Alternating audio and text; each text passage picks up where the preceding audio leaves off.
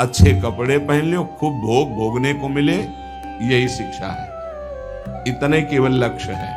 कह रहे साक्षात जननी न साक्षात, वो पिता नहीं, वो माता नहीं जो भगवान की प्राप्ति कराने का उपदेश न करे, नाम जपने का उपदेश न करे, वो नहीं है माता पिता। दैवम न तत्स्यान्न, यद्यपि दैव बड़ा माना जाता है, पर वो दैव किस काम का जो हमें भगवान का भजन ना करने दे, विमुख कर दे। और सही बतावें दैव कुछ है ही नहीं, हमारे कर्म ही हमारे दैव हैं। मानव जीवन मिला है इस दैव दैव वाली बात को व्यर्थ कर देने के लिए। भजन करो इतना डट के, हर प्रारब्ध क्षीण हो जाए, हर कर्म भस्म हो जाए। दैव दैव आलसी पुकारा, खूब नाम जप करो। कह रहे वो पाणी ग्रहण करने वाला पति पति नहीं है जो श्री कृष्ण की प्राप्ति करने में बाधा पहुंचा दे। जो श्री कृष्ण की प्राप्ति कराने का सहयोग दे वही पति है।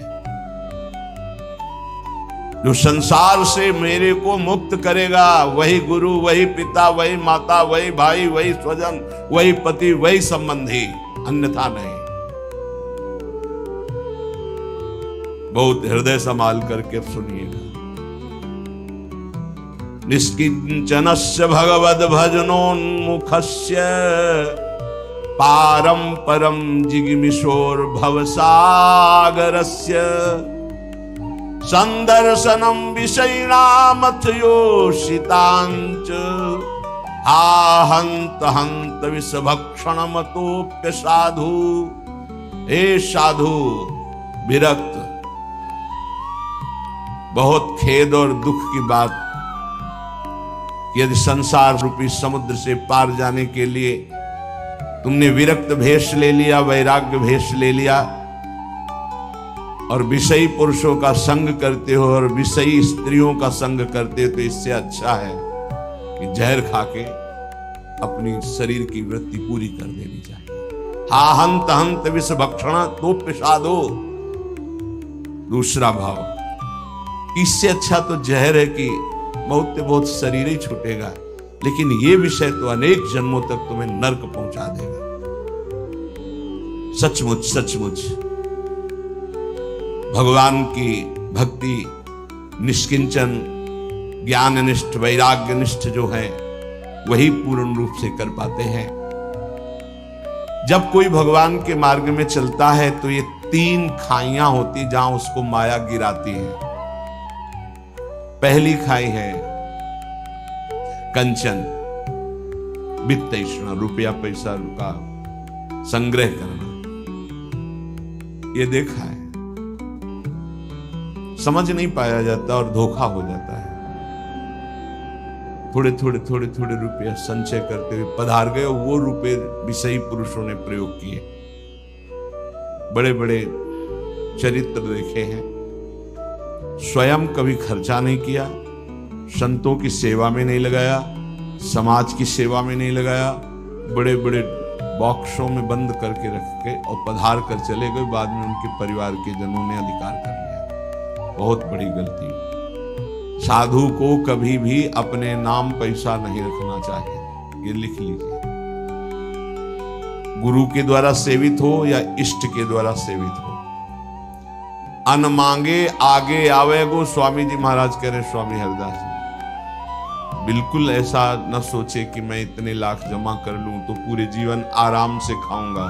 तो प्रभु का भरोसा नहीं, लक्ष्मीपति का, कि जिस समय जरूरत होगी बिना दस्तखत के तुम्हारे पास आ जाएगा। जैसे बैंक में जाओ दस्तखत करो फिर पैसा मिलता है, यहां दस्तखत की भी जरूरत नहीं, ठीक समय पर वो वस्तु पहले से आ जाएगी, पक्का समझ लीजिए। फिर इसके बाद है कामिनी। जब वो कंचन पर विजय प्राप्त करके धन पर, अब इन बातों को थोड़ा नाटक रूप में ले लिया जाता है। एक परमहंस जी हमें मिले यमुना के किनारे, बड़े ही वीतराग ब्रह्मलीन महापुरुष। तो जिस आश्रम में हम थे वो यमुना के पावन पुलिन पर था। ये बात है बिंदौर, जब भ्रमण करते हैं उस पार इछावर है, इस पार बिंदौर। तो जिस आश्रम में रुके थे तो उनसे प्रार्थना की कि स्वामी जी आप रुक जाइए एक रात, वो भी संभाषण दर्शन का सौभाग्य मिले। बड़े ही महापुरुष, छांदोग्य उपनिषद पास बस लंगोटी इतना चला, एक क्षणी क्या ब्रह्म मूर्ति तेजो में स्वीकार कर लिया। तखत में गद्दा बिछाकर वैसे ऊपर वस्त्र, उनका नहीं नारायण, हम ऐसी जगह बैठते हैं जहां कोई उतार न सके। बोरा बिछाइए, बोरा में।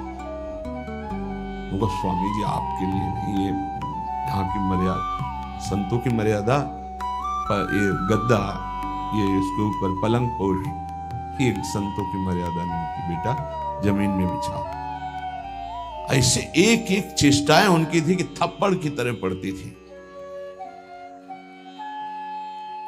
तो उनका महाराज यहाँ के महंत कौन है, तुम हो? उनका नहीं महाराज जी, हम तो यहाँ विचरण करते हैं। अच्छा अच्छा अच्छा, यहाँ के महंत कौन? को बाहर गए हुए हैं। और महाराज जी वो भी बहुत त्यागी, पैसा नहीं लेते, पैसा नहीं लेते। इतनी जोर बालवत हंसे कस के, बोले आश्रम उन्हीं का है? पर जी पैसा नहीं लेते। नहीं तो ये कैसे चलता है? तुमका जब वो जाते हैं और कोई दक्षिणा देता है तो ऐसे अचला में बंधवा, फिर तो जो हंसे के आपसे अचला में बंधवा लेते, पैसा लेते नहीं। क्या यार, उनका क्या नारायण तुम भी विनोद करते हो, ये है क्या? तुमका सही महाराज जी छूट। बोले जब यहाँ आते तब तो उनका जो सेवा में रहते हैं वो खोल लेते हो, फिर ऐसे कार्य। बेटा इसे त्याग नहीं कहते, इसे त्याग। उसी दिन उनके साथ कई 60 किलोमीटर एक सांस में चलते थे। हमारी तो हालत खराब हो गई, पीछे भागते हुए। हमको स्वामी जी 3 दिन के आगे चौथे दिन नहीं चल पाए। ब्रह्माकार वृत्ति लिए कमंडल 60 किलोमीटर तक चले, न खाना न पीना न कोई बोल दे स्वामी जी कुछ पालो तो पाले, नहीं बोले तो एकदम पुष्ट। क्या उनका स्वरूप, उन्होंने मतलब जो 3 दिन साथ रहे, तो वैराग्य क्या क्या स्वरूप है, स्वरूप का क्या बोध है, कैसी अद्भुत उनकी ज्ञान निष्ठा। कैसे महापुरुषों का अगर एक क्षण भी संग मिल जाए तो जीवन का रंग बदल जाता है। 1 रुपया पास रहे और कभी भी किसी नगर में भिक्षावृत्ति नहीं करना, आकाश वृत्ति से जहां चल रहे हैं वो औकात भारत की समस्त नदियों की 2-2 बार परिक्रमा हो गई। ऐसे महापुरुष। तो कंचन और कामिनी, कामिनी का तात्पर्य हर इंद्रिय संयोग से है और विशेषतर जनेन्द्रिय के संयोग से है। जब साधक क्रॉस करना चाहता है माया को, कंचन को क्रॉस कर गया, तो फिर कामिनी का आकर्षण, जिस कोटि का महात्मा होता है, साधक होता है, जिस कोटि का, अगर वो मृत्यु लोक की किसी कामिनी से परास्त हो सकता है तो उसे भेज दिया जाएगा, नहीं तो फिर स्वर्गलोक, और नहीं तो फिर ब्रह्मलोक। और जब यहां से लेकर ब्रह्मलोक तक के भोग उसे परास्त नहीं कर पाते, तब रिद्धियां सिद्धियां, इसके बाद भगवत प्राप्ति। एक परीक्षा का क्रम है। फिर तीसरा है कीर्ति, मतलब पहले में ही जैसे 1 लाख चले तो पहले में ही बहुत मार के गिरा दिए गए कंचन में, फिर कुछ बचे तो कामिनी में, फिर जो बचे तो कीर्ति में। जो कामिनी कंचन कीर्ति तीनों को पार कर गया, तभी वो कहा गया को एक पाव भगति जिमि मोरी, वृष्टि शारदी कहूं कहूं थोरी। जैसे शरद में कहीं कहीं वर्षा होती है, ऐसे कोई बिरला मेरा भक्ति को प्राप्त, वही बिरला जो इन 3 पर विजय प्राप्त कर लेता है। इनमें ऐसे सुखों का आकर्षण ब्रह्मा जी ने रखा है, कामिनी कंचन कीर्ति। ऐसा लगता है तो भगवान तो मिल ही जाएंगे, देख लेते हैं। कंचन तजना सहज है, सहज तिया का नेह, मान बड़ाई ईर्ष्या दुर्लभ तजनाए। आगे जो मान बड़ाई बहुत बड़ी मंजिल अच्छे अच्छे साधकों को गिरा देती है। चलन चलन सब कोई कहे, बिरला पहुंचे कोई। एक कंचन एक कामिनी दुर्लभ घाटी, दो मार के गिरा। एक कंचन एक कामनी, ये लांबी तलवार, आए थे हरि भजन को बीचे देने। ये घाटियां वही नहीं पार कर पाता जो भगवत प्राप्त महापुरुषों का आश्रय नहीं लिए। यदि भगवत प्राप्त संतों का आश्रय लिए तो आराम से पार हो जाएगा। पता ही नहीं चलेगा कि घाटियां पार हो गए हम, पता ही नहीं चलेगा। त्याग और वैराग्य का यही स्वरूप है कि इन तीनों से बचे, कंचन, कामिनी, प्रणाम, नमस्कार, प्रतिष्ठा, कीर्ति, इनसे बचे।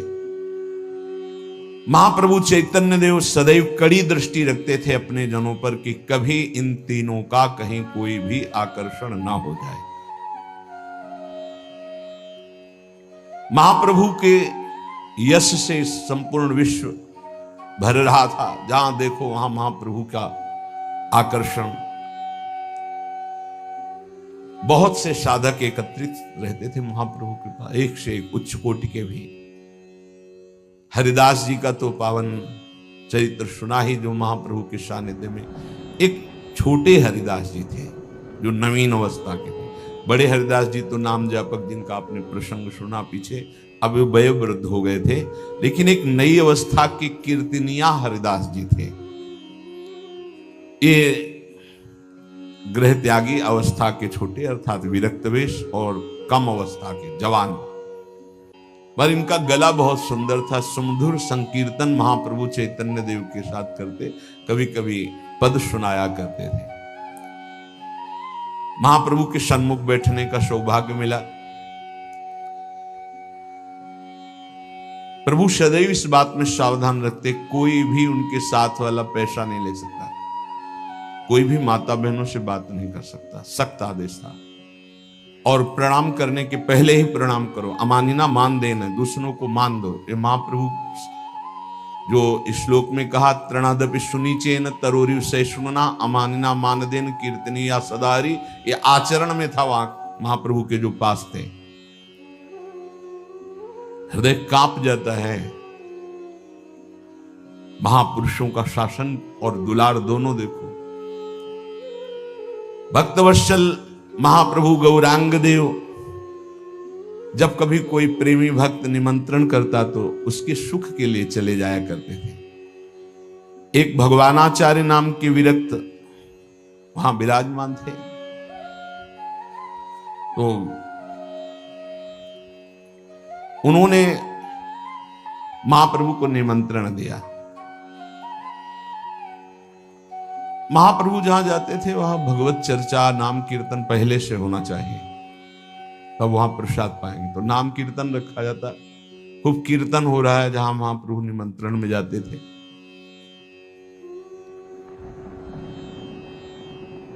जो निमंत्रण किए थे उनके छोटे भाई का नाम गोपाल भट्टाचार्य था। दूसरे उस शारीरिक वेदांत भाष्य स्वरूप बोध की बात बहुत बड़े विद्वान थे। वेदांत भाष्य सुनाना उनका स्वभाव पड़ गया, वेदांत।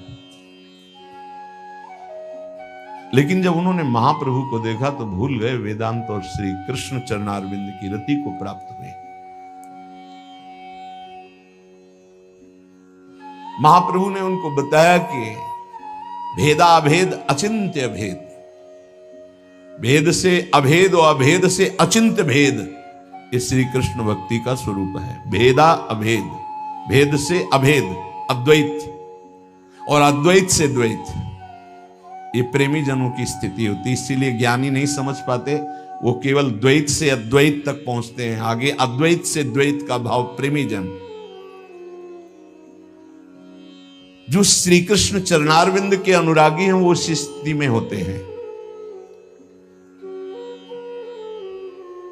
भगवानाचार्य जी ने जब निमंत्रण दिया, सुंदर सुंदर भोग पदार्थ जगन्नाथ जी के प्रसाद के और घर के, उसे महाप्रभु पाते। तो एक सिखी माहिती नाम की महामहिम भजनानंदी उनके मुरारी नाम के एक छोटे भाई और माधवी नाम की एक बहन, जो दोनों, जो माधवी नाम की वो बड़े विरक्त भाव से भजन करती, जो विरक्त भाव से भजन, उनमें एक अलौकिक सौंदर्यता भी आ जाती है। तीनों महाप्रभु के निज जन, तीनों इतने स्नेही।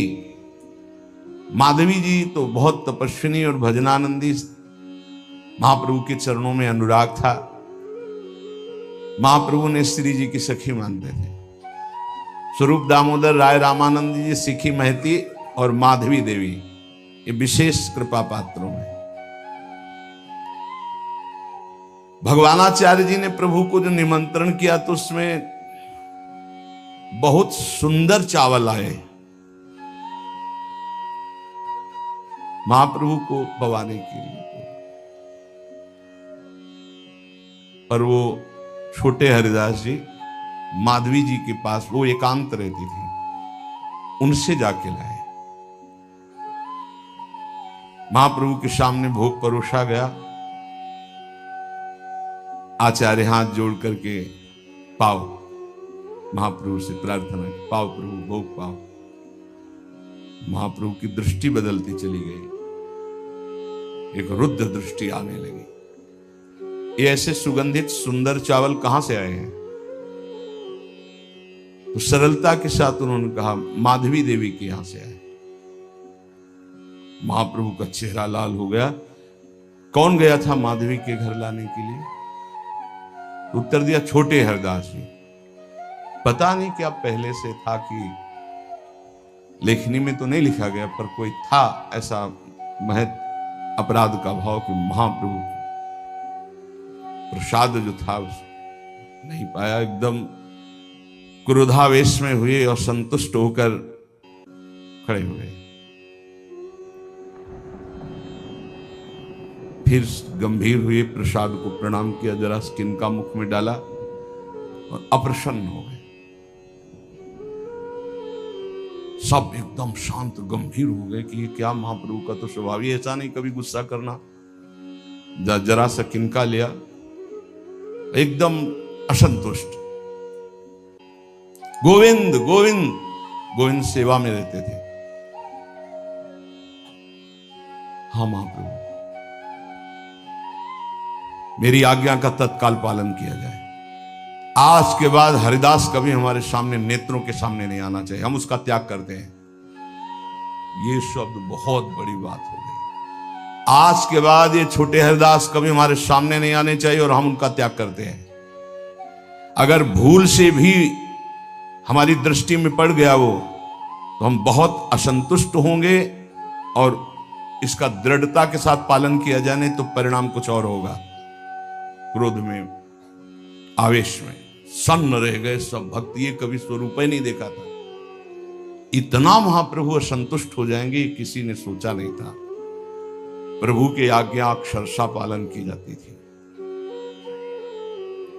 गोविंद घबराते हुए स्वरूप दामोदर के पास गए, स्वरूप गोस्वामी के पास, और कहा कि ये भीषण आज्ञा और वो रूप हमने कभी नहीं देखा। ऐसा रूप तो जगाई मधाई के भी अपराध से महाप्रभु का नहीं हुआ था। करुणांध, आज तो बिल्कुल करुणांध। उन्होंने कहा, ऐसा प्रभु आज्ञा तो कभी कर ही नहीं सकते, तो पतित पावन है। दौड़े दौड़े गोविंद और स्वरूप गोस्वामी हरिदास जी के पास गए, छोटे हरिदास जी से, और कहा, क्या पहले भी कोई अपराध होते रहे क्या? क्योंकि महाप्रभु सर्वज्ञ हैं। घटना तो बिल्कुल नॉर्मल सी है कि आप उनके एकांत में घर में गए, जबकि महाप्रभु का आदेश नहीं, आप क्यों घर गए? एकांत तपस्विनी साध्वी से आपने क्यों संभाषण किया? वहां से क्यों चावल मांग करके लाए? जरूर कोई ऐसा अपराध पीछे से जो स्पष्ट नहीं है, पर महाप्रभु का एक क्रोध साधारण नहीं है। छोटे हरिदास जी तो एकदम सफेद चेहरा पड़ गया, पसीना पसीना हो गए। होश सवाल, महाप्रभु ने ऐसा आदेश कर दिया।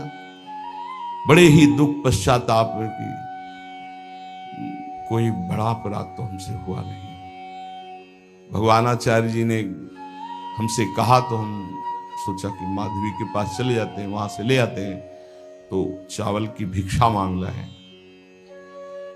उनके बोलने का ढंग देखकर स्वरूप गोस्वामी और गोविंद समझ गए कि अंदर की कोई अपराध भरी वृत्ति, गुप्त अपराध है जो ये भी नहीं बोल पा रहे। महाप्रभु समझ गए, प्रभु कठोर दंड के द्वारा इनको पावन करना चाहते हैं, पर एक बार प्रयास करते हैं, बचा लेते हैं। प्रभु के पास गए और चरणों में गिर गए, गोविंद और स्वरूप गोस्वामी सब। प्रभु आप तो करुणा स्वरूप हैं, हरिदास जी के अपराध को क्षमा कर दीजिए, क्षमा मिलनी चाहिए। प्रभु उनसे भूल हो गई, हम सब आपसे क्षमा मांग, बस एक कार्य कर दीजिए, उनको दर्शन से वंचित मत कीजिए। प्रभु ने कठोरता के स्वर में कहा, एक भी शब्द तुम लोगों ने अब कहा तो मैं इसी समय अलालनाथ चला जाऊंगा और किसी को भी आदेश नहीं करूंगा हमारे साथ चले। जो बैरागी होकर स्त्री का संभाषण, एकांत स्त्री मिलन करता है, मैं कभी जिंदगी में उसका मुख नहीं देखना चाहता। महाप्रभु बड़ा दीनता के साथ स्वरूप गोस्वामी, प्रभु जीव से ही भूल होती, क्षमा कर दीजिए। प्रभु माधवी भी तो भक्ति परायण है, क्या ऐसी भक्ता के दर्शन से इतना कठोर दंड? प्रभु ने कहा, कोई भी हो, क्यों भी, ये हम सब प्रार्थना नहीं सुनना चाहते। हमारा आदेश है, जो एकांत में स्त्रियों से मिलता है, संभाषण करता है, हमारे आदेश के विरुद्ध आचरण करता है, मैं कभी उसका मुख नहीं देखना चाहता। कोई भी हो, चाहे वो सगी माता हो, बहन हो, युवती हो, वृद्धा हो, हमारे आदेश का खंडन। एकांत में क्यों गए, एकांत में क्यों मिले, एकांत में क्यों संभाषण किया? चाहे कोई कितना बड़ा विद्वान हो, ज्ञानी हो, आज्ञा का उल्लंघन करेगा, माया आकर्षित करके भ्रष्ट कर देगी। मेरा दृढ़ निश्चय है, एक स्वर में कहता हूं, कोई प्रार्थना नहीं की जाए, उसको दंड भोगना पड़ेगा। अब किसी की हिम्मत नहीं पड़ी लौटकर हरिदास जी से कहे कि महाप्रभु बहुत क्रोधित हैं, बिल्कुल क्षमा नहीं कर रहे। उसी दिन से हरिदास जी ने अन्न और जल छोड़ दिया। कई दिन हो गए, ये अन्न जल नहीं पा रहे, प्रभु बिल्कुल असंतुष्ट हैं। स्वरूप गोस्वामी जी डर गए कि कैसे प्रभु से प्रार्थना करे तो प्राण त्याग देंगे। समस्त वैष्णवों को बुलाया जो साधक ने, और कहा, देखो हरिदास जी को कैसा दंड मिला है, इसलिए हम समस्त विरक्तों से प्रार्थना करते हैं, स्त्री संभाषण, स्त्री चिंतन, स्त्री अकेली स्त्री के घर जाना, भिक्षा लेना, कोई भी त्रुटि अब नहीं होनी चाहिए। हम महाप्रभु को असंतुष्ट नहीं देख सकते। यदि किसी में ऐसी कोई त्रुटि की संभावना हो तो दूर हो जाओ, अभी दूर हो जाओ। सब बैठक बिना महाप्रभु के सब एकांत में बैठे हो। कहा, महाप्रभु असंतुष्ट हो गए हैं, अगर किसी में भी कोई ऐसी त्रुटि हो तो स्वयं यहां से चले जाओ।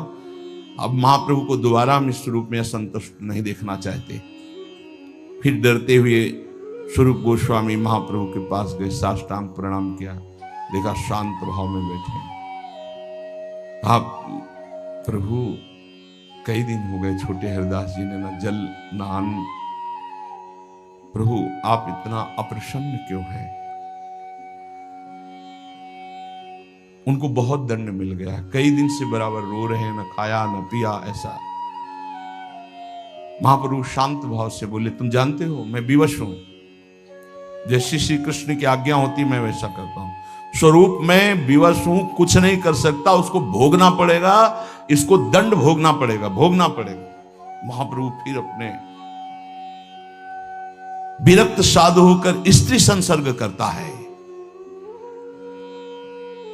मतलब बात इतनी ही नहीं थी, कोई आंतरिक बात जिसमें महाप्रभु की दृष्टि थी।